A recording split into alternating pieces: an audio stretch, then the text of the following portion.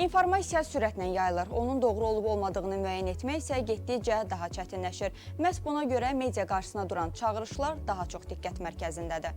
Yeni çağırışlar bu dəfə Qarabağdan gəldi. Artıq 4-cü dəfə təşkil olunan Şuşa Qlobal Media Forumundan. Əslində hər dövrün özünə məxsus çağırışları olur. Cəmiyyət isə buna uyğun istiqamət müəyyən edərək yeni reallıqlarla ayaqlaşmağa çalışır. Yeni reallıq isə texnologiyanın inkişafı fonunda medianın rəqəmsallaşmasıdır. Bu baxımdan sülhün təşviqində medianın missiyası həqiqətin bərpası və etimadın yenidən qurulması mövzusuna həsr olunan 4-cü Şuşa Qlobal Media Forumu xüsusi əhəmiyyət kəsb eləyir. Forumun əsas mövzusu müasir dövrdə informasiya təhlükəsizliyinin nə qədər aktual olduğunu bir daha göstərdi. Çünki süni intellekt texnologiyalarının inkişafı saxta xəbərləri, dezinformasiyaları da artırır.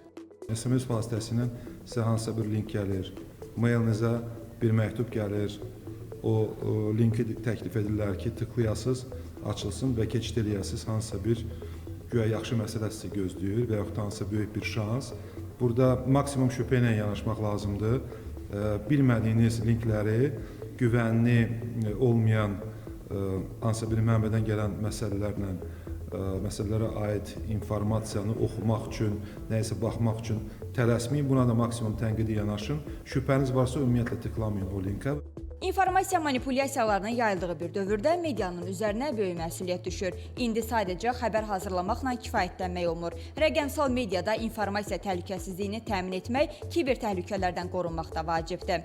Saxta xəbərlərin kəmiyyəti çox yüksək olduğu üçün və daha intensiv şəkildə yayıldığı üçün sadə insanların bunu seçməsində xüsusi bir çətinliklər vardır. Xüsusilə sosial şəbəkələr və generativ süni intellekt texnologiyaları buna xüsusi bir dırnaqarası şərait yaratmış olurlar. İndi oxuduğumuz xəbərə yox, video görüntülərə, eşitdiyimiz səs yazılarına, hətta baxdığımız fotolara belə şübhə ilə yanaşırıq. Çünki texnologiyanın inkişafı bütün bu resurslara müdaxilə edə biləcək qədər çoxdur. Saxtanı həqiqidən, süni zəka məhsulunu realdan ayırmaq çətinləşib. Bugün dünyada yayılan, rəqəmsal texnologiyalar üzərindən yayılan məlumatların 80%-ə qədəri yalan xəbərlərdir. Bunların içərisindəki böyük kəmiyyəti dezinformasiyadır, yəni daha təhlükəli formalarıdır. Və təsadüfi deyil ki, bu il deməli Davos İqtisadi Forumu dezinformasiyanı dünya üçün mövcud risklər arasında 2-ci yerdə yerləşdirildi. İnformasiya təhlükəsizliyi artıq yalnız texnoloji məsələ deyil. Bu, milli təhlükəsizlik, ictimai etimad və sülhün qorunması ilə birbaşa bağlıdır. Məhz buna görə də medianın fəaliyyəti və beynəlxalq informasiya əməkdaşlığının genişləndirilməsi gələcək dövr üçün əsas prioritetlər sırasındadır. Jalə Gözalova, Sədrəddin Mirzəyev, Telesəhər.